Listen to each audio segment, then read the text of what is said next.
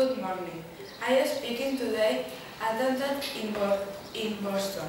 The attempt during the Boston Marathon on 15 April.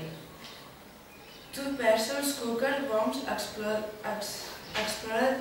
at 3 o'clock, killing three persons and injuring 264. The bombs exploded 50 seconds. Near finish line on Boston Street. The two terrorists escaped until the police found them.